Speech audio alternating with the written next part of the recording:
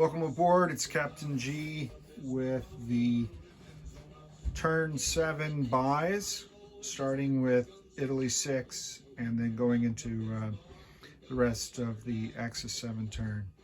So Italy on their turn purchased another of their Basiglieri, light tank, artillery, destroyer, 4 infantry, and then Italy's first heavy bomber. Germany, their allies did the standard buy. Germany itself, like Italy and like Japan, did a mix of air, navy, and land, buying 2 destroyers, a fighter. They bought the Tiger tank, 2 Mark V's, and self-propelled artillery, 5 regular infantry, 2 Panzer Grenadiers, and their elite SS infantry. And then for Japan, they bought their 3rd and final amphib that they're allowed to have to augment their attacks on the Money Islands or Australia or Africa or wherever else they decide to go. 2 SNLF, 6 regular infantry, 3 artillery, another Japanese Zero naval fighter, 3 more destroyers, and a submarine. And then I'll bring you up here to talk about the Allied builds for Allied 7 coming up.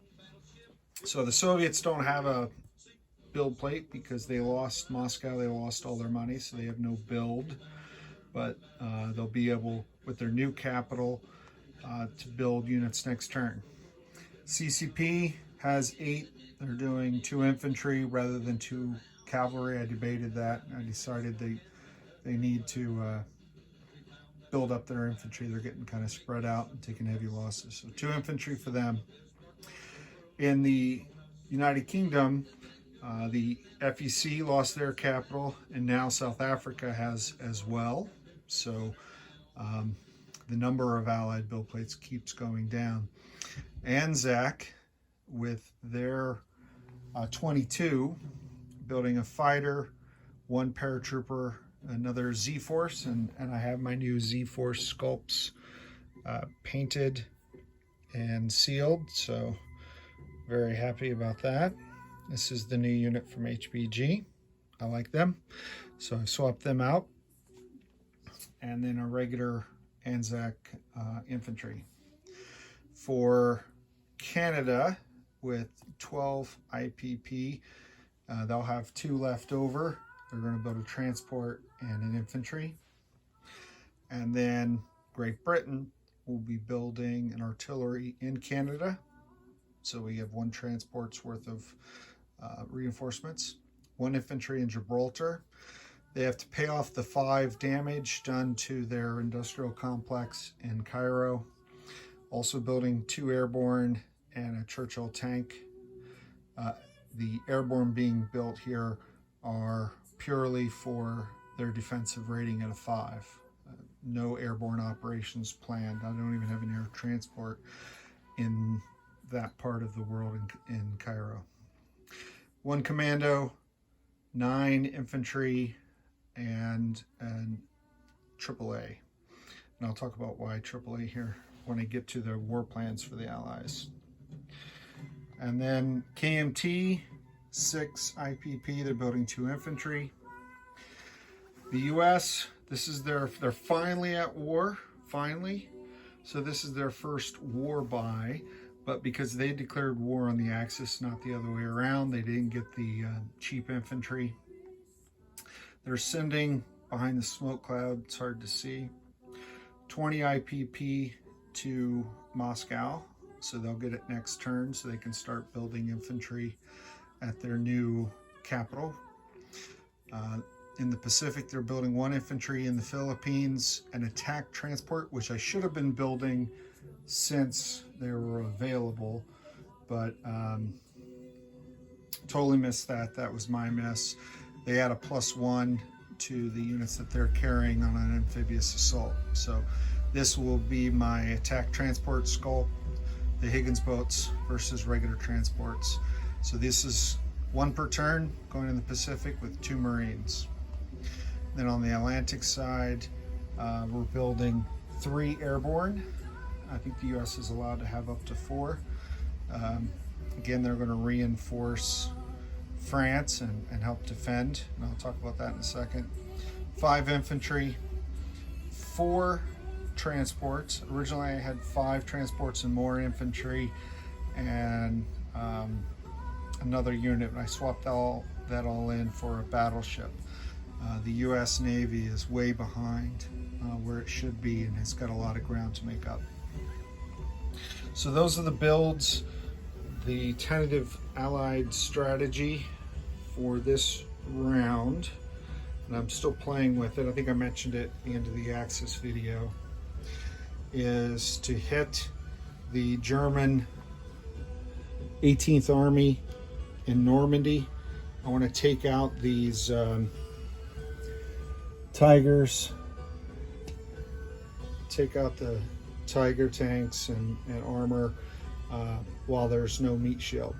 I don't want to allow him to close off France and then begin reinforcing this and fortify his fortifications. So decided to go with D-Day. I'm going to send the entire U.S. force, the U.S. bomber, the U.S. tactical, the British air wing for the most part into Normandy. I'm still going to have off the carrier this Canadian force and the carrier air hit northern Spain instead of Normandy, because while it's pro-Axis, if Italy just walks in here now, suddenly there's 1 Italian and 3 Spanish infantry, and the only way I can stop that is to kill it. So I'm going to attack northern Spain with the carrier air and the Canadian force. I'm going to hit southern Spain out of Gibraltar with the fighter and infantry moving up, and that will close off Madrid, at least force the Axis to break through those before they get there, and giving the Allies time to respond. The fleet, from what I read, doesn't align until the capital is activated. So I don't know if I'll necessarily attack into the capital with a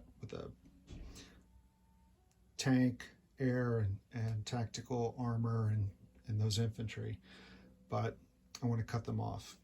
So those are the attacks here.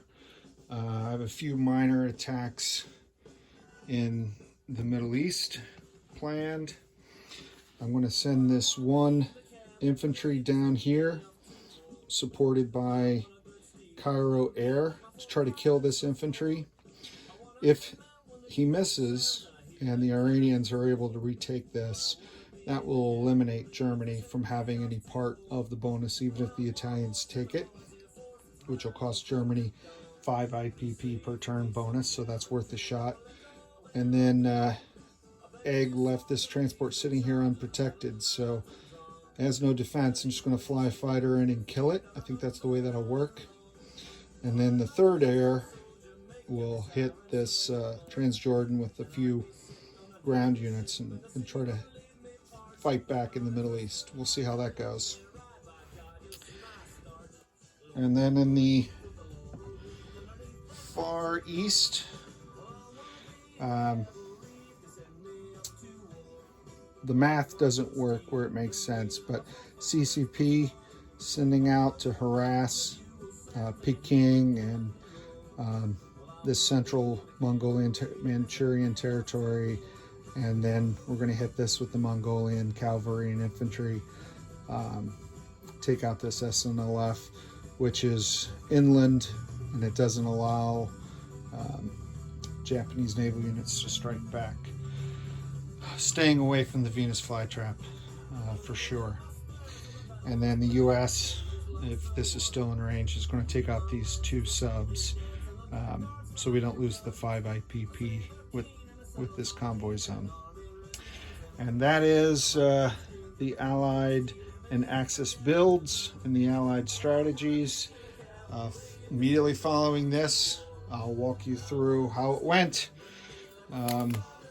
For Eggman, I'm Captain G, out for now.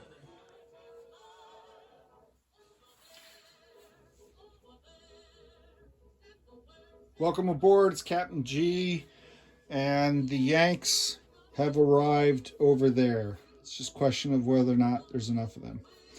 So this is the Allied 7 recap. Over the last couple nights, the Allies split with the Communists going first, while England and the US studied the map in Western Europe and went through several options, changed some of the buys that we talked about just moments ago for you, and recalculated who's going to land where, and we'll see what happens. So the Allies have landed in Normandy. But let me back up. We'll get to that in due time. Let's pivot and take a look at the Soviet Union first. So the Soviets, because of the geography of this territory, where the German 9th Army is on the outskirts of Stalingrad, couldn't just move one back, because then these units coming out of Moscow, as well as this army, could hit it. So we had to move back 2. And then we left some blockers to kind of slow them down. But again, most of these blockers can be taken out in one turn. It'll take him 2 turns to get here, Archangel, but he's going to be able to walk right into Stalingrad. So on this side, it was retreat and rear guard action. And in the Pacific, the Mongolians struck out and took out an SNLF, and the Soviet moved some elite infantry and ground troops to reinforce the Mongolians, to kind of keep the Japanese hemmed in, continue to harass them. The CCP moved into Peking and center part of Manchuria, while they pulled their main force back to back up the KMT, which on their turn, I know I'm going out of order, but since we're over here, they just shifted away from these Japanese forces. Their goal is, not that the Japanese are using it, but their goal is to retake Szechuan, destroy that air base, and then pull back to defend Novosibirsk. But that's where we are right now. Now, let's take a look at the Middle East before we pivot to Europe. So the operations that we had talked about were successful in southern Iran. The infantry, Iranian ground forces supported by the UK bomber, took out the Germans, who got no hits. So that denies Germany the 5 per turn bonus, which was very helpful for the Allies.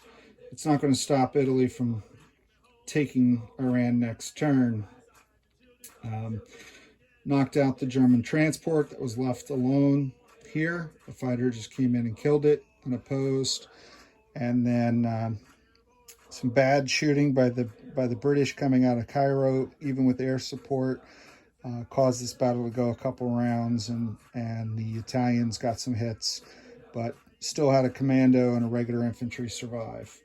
So the 8th Army hunkered down in Cairo, consists of 2 of the Churchill tanks, 1 regular medium tank, 2 airborne, which I bought just because they defend at 5. So they're almost a tank compared to an infantry. You know, they split the difference, and those fighters. So that's the bulk of this fortress, Cairo. Now let's take a look at Western Europe. So the force coming out of Gibraltar into Seville, French infantry and artillery paired, a couple British infantry coming up out of Gibraltar supported by a fighter, took out the southern Spanish force.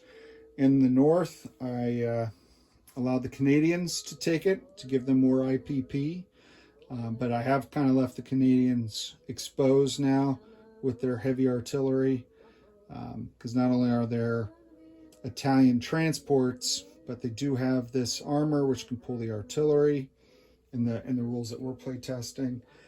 He's got Italians in, yeah, that's in sight. He's got Italians helping to garrison Paris with the 6th Army. So he's got 3 infantry that could hit the British. He's got these guys that could hit Bordeaux, or he can use the transports and these to come through and hit the Canadians in Barcelona. But now he's got to decide, is he going to fight his way through the Allies to get to the capital? The advantage of the capital, besides this equipment, there's quite a lot there. A medium armor, artillery, 3 infantry, a fighter, and a tactical bomber. So that's a good force. But there's also this fleet, which would go with whichever Axis liberates Madrid. So that's speculation in the future. Let's focus on what happened on D-Day.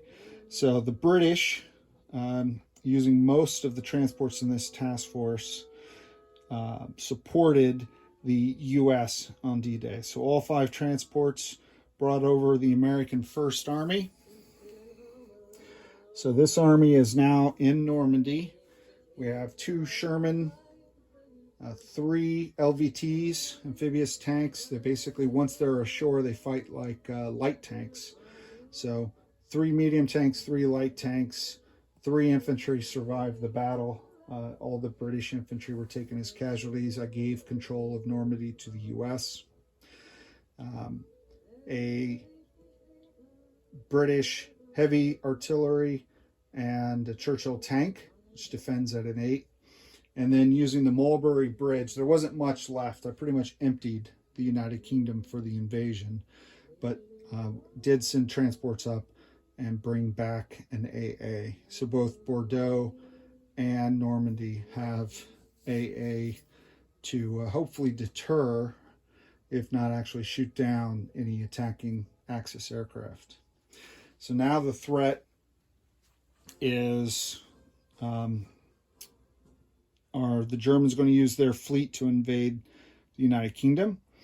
Do they send their subs through the English Channel to try to take out this giant transport flotilla? The Soviets had moved their fleet down, timing the arrival. So they do have 1 capital ship, 1 cruiser, and a submarine, as well as some Allied submarines to soak up hits, with this British carrier and 3 destroyers, and the U.S. have 3 destroyers and a PT boat. So that, I landed both Spitfires on the carrier, and I also intentionally put aircraft on Bordeaux, where I haven't had a chance yet, but destroy the airfield, so they could mobilize in defense of the fleet if he just sends the fleet down, which I'm not sure if he will. He can't send just the subs because I left 3 destroyers in the English Channel. Each of them can detect 2 subs, and the Germans only have 6 subs up here in the North Sea. They've got 2 in the sub pen and 4 with the fleet. He does have a force in 4 infantry, 2 SS infantry in Paris, and then the 7th Army is in West Germany. So West Germany, the fast movers, can hit Normandy, but they cannot hit Bordeaux. So Bordeaux is having both those territories is paying dividends. So we'll see where the Germans go. I fully expect them to walk in and activate Sweden, get that fleet, so he may wait for those reinforcements to come over. So that was the US-UK big move. It was using D-Day, which allowed the US to do a joint attack with the British on the British turn. And then when it was the US turn, none of the units that had moved could move. So the only thing I did was fly over a US fighter to reinforce Liverpool in case they get attacked. Hopefully they won't, but if they do, at least I'll have a fighter there. So the only real US action from a combat perspective on their turn was in the Pacific. And I'm not sure if let me move you closer, I apologize. So you can see coming out of Hawaii, the U.S. Task Force 16 moved 1-2 and hit the Marshall Islands. They had one SNLF on garrison duty, and I brought the LVT, and I opted not to bring a Marine because I expected the SNLF to get a hit, and I wanted to lose infantry rather than Marines. So I brought an infantry and an LVT. They both attacked. This attacked at a 5. He attacked at a 3. And then I had the U.S. carrier aviation supporting. Since this was a starting Japanese territory, the SNLF went from a 4 to a 5 because he's defending against an amphibious attack, to a 6 because he's dug in, but he rolled an 11. So we got to save this guy. Now, the intent of being here is the Anzac, avoiding the Venus flytrap, moved east, and one, to reinforce New Guinea, because there's a big bonus here for Anzac, but also now they're within range. They have an amphib, a transport rather, and they can meet the Americans, and we can take out this naval base. I'm only doing that because most of the fleet is around India, but he does still have a large force up here, and if he brings that south, I may have to evaluate, because he is bigger than me, even his northern fleet, with the 2 Yamatos and all these medium bombers. So we'll see. But that pretty much ends turn 7 for the Allies. Next up will be Italy 7 and the Axis.